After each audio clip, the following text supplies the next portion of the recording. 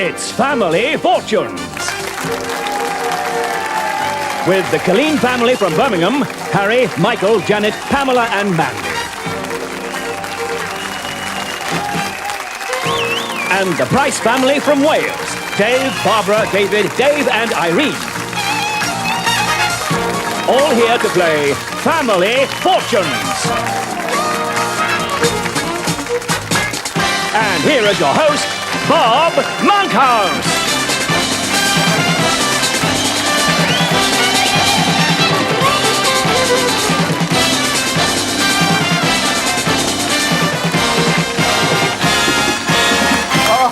Oh, thank you.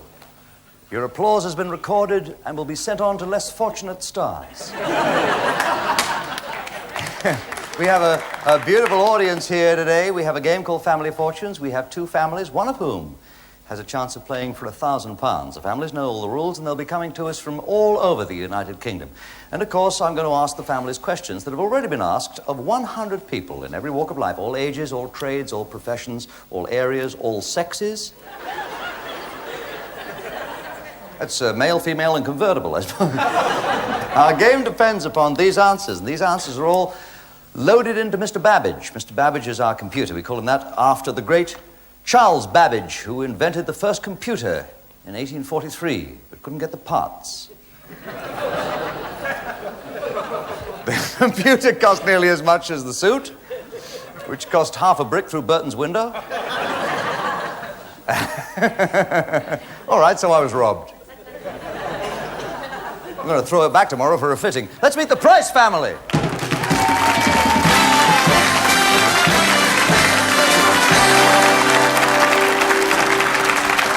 Dave, nice to see you. What do you do?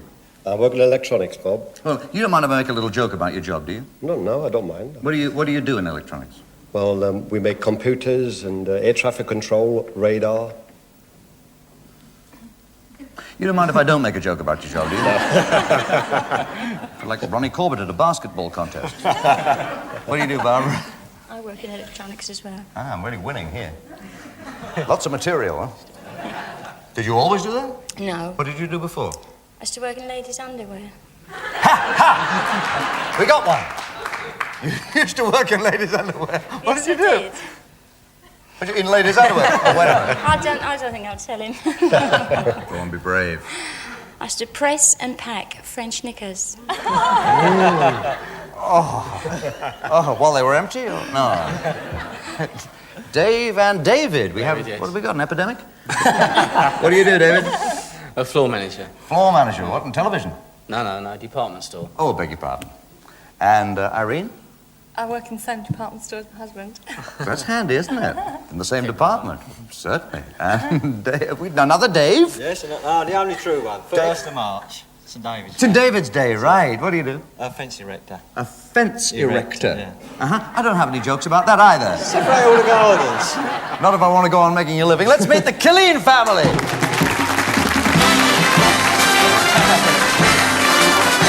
Nice to see you.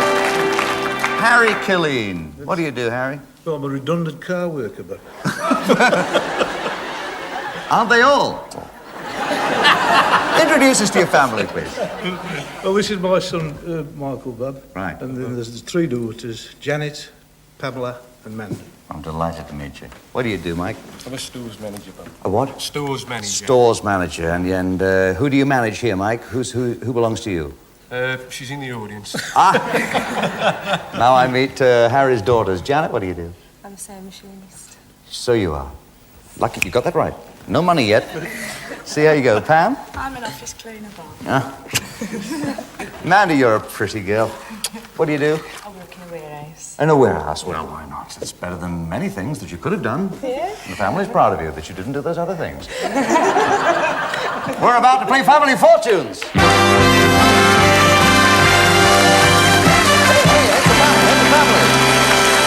You've got to be here, you've got to be smarter, and they wish one another luck, and they have got to start for the lookout. One of them is going to look out the other by hitting the little red button, and this takes quick thinking. There's a lot of skill. There's no chance in this because you have to judge what 100 people surveyed said. I have the top few answers. In fact, I'll tell you exactly how many. I have the top 5 answers behind me on Mr. Babbage, and it's up to you to try and hit it. Hit the button As soon as you hit the button, after I've asked the question, I will ask you for an answer. You must give it to me within 3 seconds. Name something a soccer referee takes onto the pitch. You're ahead. Dave, name it. Whistle. A whistle. A soccer referee needs a whistle.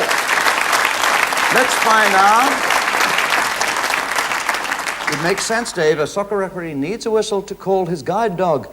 But did any of the 100 people we surveyed say, oh, may the Lord forgive me for that joke, whistle! Number 1 answer, unbeatable. Unbeatable. You're going to play or pass? Price family. What do you say? They say they're going to play. There's no way you can beat that. That's the number 1 answer. It can't be beaten. It was your decision to play. Okay, Barbara, no conferring. All answer on your own now. What is Card, like the yellow card they send. a yellow card? Yes, like one of these. And he shows it to people and banishes them. Yellow card! Oh, Barbara. That's what I'm going to get. That's a... That's not a yellow card, darling. That's a duck. You're allowed 3 of those. And then the chance to steal goes to the Killeen family. David, name something a referee takes with him on the pitch. I'd say a notebook. Well, he has to have a notebook. Certainly. I don't know much about football. I thought... Oh, you don't either. For years, I thought tactics were those little peppermints you get in a plastic box. Can we see a notebook? Yes, we can. 9 people said notebook. 2 answers down. 3 to go. From your judgment of the British public, Irene, what do you think the people said when we said, name something a soccer referee takes onto the pitch with him? Football. Why not? Comes in handy for the game, you know. I have a football signed by the entire Irish team. The autographs are on the inside. Can we see a football? There's the ball. 3 people said that. Answer number 5. 83 points are in the bank. Dave, that 83 points don't belong to anybody, not unless you can give me the correct answers for, say, number 3 or 4. Well, he must have a watch, mustn't he? You've got to have a watch. You're flying all day, Watch wouldn't the you? time. Yes. The referees have to watch the time, you see. The manager's usually doing time. A watch! Yes, stopwatch. 7 people said that. Only 1 more answer to go. Dave, give me the answer if you can. A pencil. A pencil. He's got to write in the notebook. How can he write in the notebook if he hasn't got a little lead in his pencil? Let's find out if the referee has got a pencil! 2 ducks. Killeen family, get ready to steal. Confer on your answer, because if we get 3 ducks over here, you get a chance to take that £90. Barbara, what else does the referee take? Give me the answer that remains, number 4, if you can. What do the people say? Ordinary people in the street when we say, you see the answers they gave, there's only 1 remaining. The referee. Flag. A flag? Well, you might have to stop a train. You might be patriotic. No, you say, them a sponge. Doesn't sneak in an extra answer. All right, a spongy flag. Will you settle for that? A wipey, spongy flag. No. Your chance to steal the £90 there. What's your answer? Coin, Bob. A coin. A coin. If it's there. If coin is number 4, you get the £90 plus the score value of the word coin. If it isn't there, the £90 goes to the Price family. Here it is, or it isn't. Coin. Yes!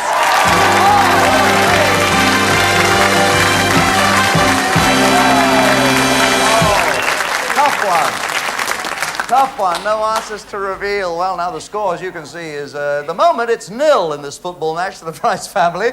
But there's £90 over with the Killeen family, and they get to keep that no matter what happens later on in the game. The purpose of the 2 families is to break through the 200 barrier. The family that does that gets the chance to play for the big money, £1,000. Let's hurry on with round 2 of the family game of Family Fortunes.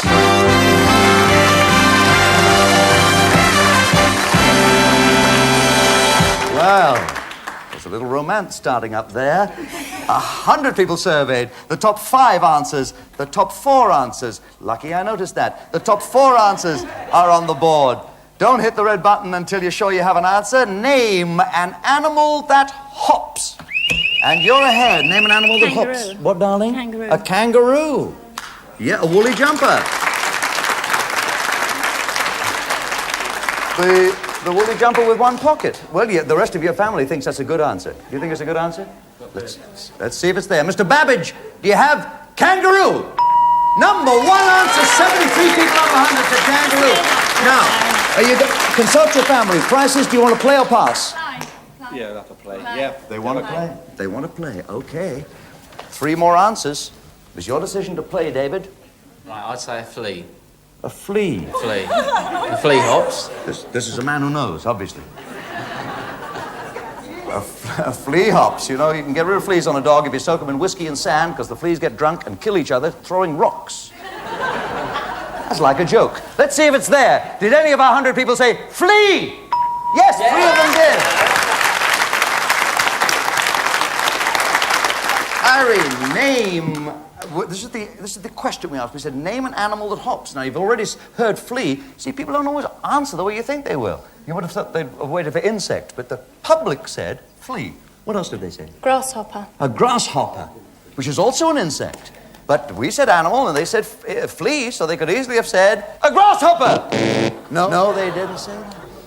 They didn't say that. Judgment of the British public is called for. Cricket. A little cricket, little insect. Let's see if it's up there. If it's up there, you'll be smiling. Cricket! 2 ducks. Oh, 1 more duck. And Killeen family, you get a chance to steal the £76. Start conferring, because you want an answer between you. Dave, name an animal that hops. A frog? A frog. A frog, he would have wooing go. A frog. Little creature, he hops on, he hops off, and then croaks. It's a lousy life. Frog! Yes! Good man. 4 of our 100 people surveyed said frog. There's only 1 answer remaining. Can you give it to me, Bob? A rabbit. A rabbit, a little bunny. You show me a rabbit that's never been out of doors, and I'll show you an ingrown hair. A rabbit! Yes!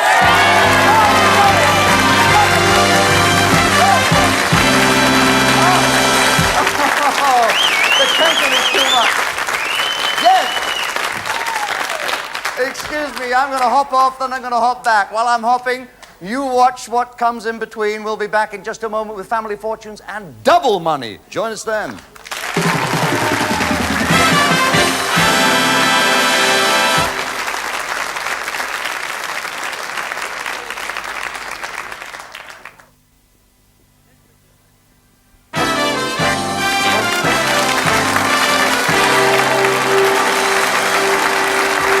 Yes. Thank you. Thank you. Thank you. You've been a wonderful audience. Good night. Oh, no, wait. Let me show you right away the scores. Over here, the Price family have £91. And, would you believe, the Killeen family have £90. £1 apart. It's the family that breaks through the 200 barrier that can go for the £1,000, the big money. And in order to help them along, we're going to, you know what we're going to do. We're going to make the next round double money.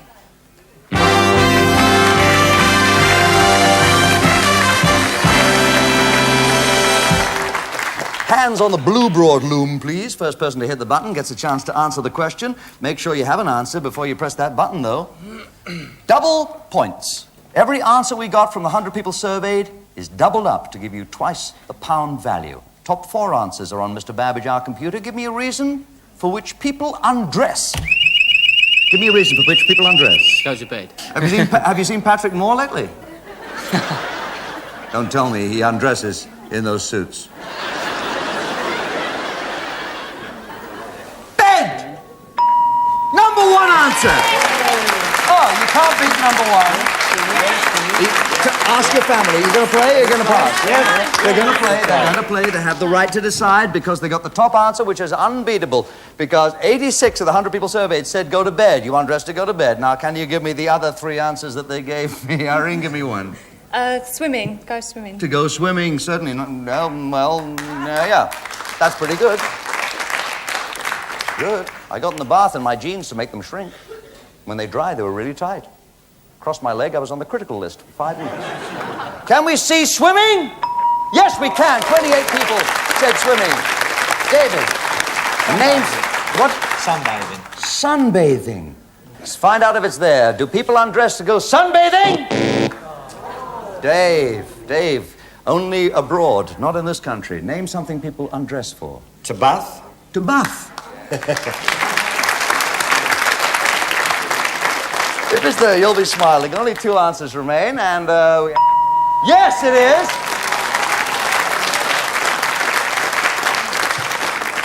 One more and you'll have it. What are they undressed for? Now, Barbara, get your mind out of the gutter. Or else put it in the gutter. I don't know. I don't know the answers. 100 people were asked. Now, you know the British public. It's up to you to use shrewd judgment to tell me what they said. What do you take your clothes off for? Examinations. Gosh, you have a pure mind. Examinations! 2 ducks. Enough to start a duck farm. Get ready to steal, Killeens, because if another duck comes up from the prices, it could be your chance to win. Name something people take their clothes off for. David, think loose. Imagine what the public would say. That's the important thing, to use your skill in judging what people said to us when we asked them that question. Did you take your clothes off for what? Come on. To buy new ones. To change. If changing clothes is up there, you're okay. If it isn't, you get a 3rd duck and the chance to steal goes to the Killeens. Can we see changing clothes? You can't. We can't. Now, the money in the back is £176. Added to the 90 would take you through the 200 barrier. Have you conferred? Have you got an answer? Give it to me quickly, please. Agree on it. What do you take your clothes off for? If you give me a wrong answer, if it isn't there, the money goes to the Price family. Give it to me, Harry. Go on. It goes to the doctor. We've had medical examinations. And we've had... Well, to make love. To make love. Here's a man. How many children you got, Harry? 5 children. We're talking to a specialist. It's not fair to have specialists. To make love, the most fun you can have without laughing. If it's there, you get all the money. Make love! Yes!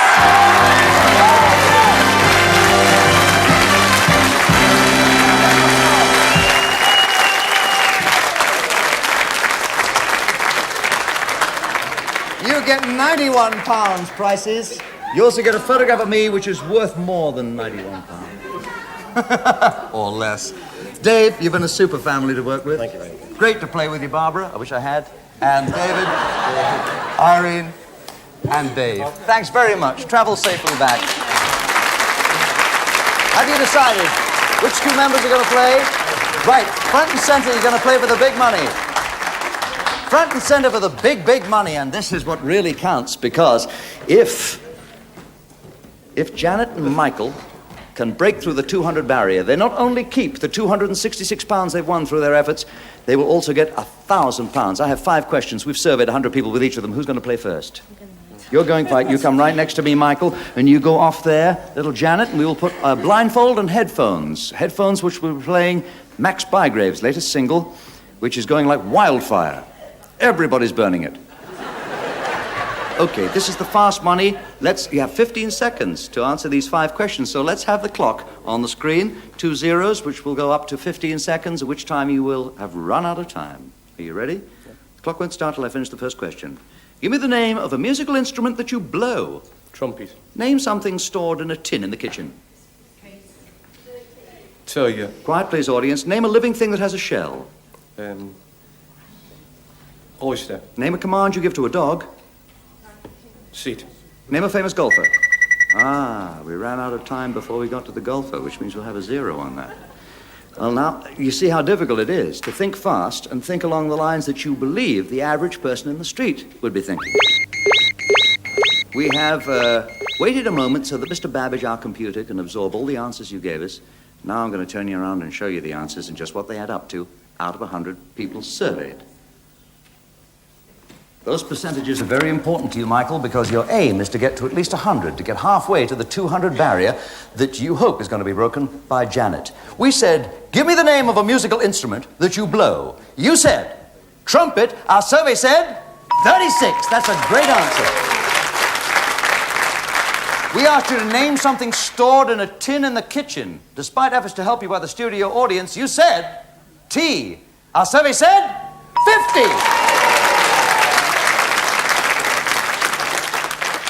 You're doing very well. With 86, you're so far on the way. Name a living thing that has a shell. You said oyster. Our survey said 692. Nearly up to that halfway mark. We asked you to name a command you give to a dog. You said, our survey said, 64. You're up to 156 with 6. Marvelous playing. Clear the board. That's you go to your family. Clear the board, please. Clear the board. The board is cleared. Let's have Janet back. Now, Janet has got to try and answer the same 5 questions that Michael answered, but she must not duplicate any of the answers that Michael gave me. Janet, if you duplicate any of Michael's answers, you will hear this, and I'll say try again. You understand that? Of course, this is a little tough to do, so we give you 20 seconds in which to do it. 20 seconds will tick away on the clock, because it's harder to do in case you duplicate the answers. We'll remind everybody of the answers that Michael gave us. There they are on Mr. Babbage, our computer. And, of course, Janet can't see them. The time won't start to tick away until I've finished the first question, but I can tell you that Michael scored 156. All you have to get is 44, and you'll get £1,000 by breaking the 200 barrier. Give me the name of a musical instrument that you blow. Mouth organ. Name something stored in a tin in the kitchen. Sugar. Name a living thing that has a shell. Tortoise. Name a command you give to a dog. Sit. Again. Fetch. Name a famous golfer. Jack Nicklaus. Nicholas. Jack Nicklaus. Yes, you're well within the 20 seconds. Isn't she good? You're good. Oh, baby. You're good.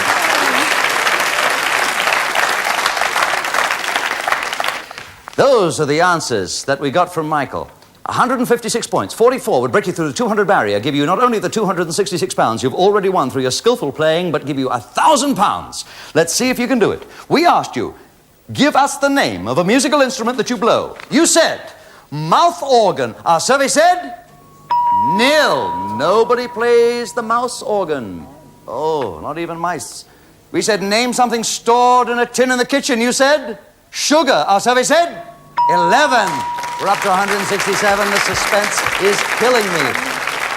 We need 33. We said, name a living thing that has a shell. You said, tortoise. Our survey said, 18. 185. 185. We need 15 to get you that £1,000. Oh, Janet, we said, name a command you give to a dog. You said, fetch. Our survey said, 3. 188. I have to tell you, the top answers were trumpet for something that you blow. Tea. And you see, Michael gave us both those. Snail was the top creature with a shell. Sit was the top answer for a dog. But if that golfer gets you those missing 12 points, you've got the £1,000. We asked you to name a famous golfer. You said, Jack Nicklaus. Our survey said, 13!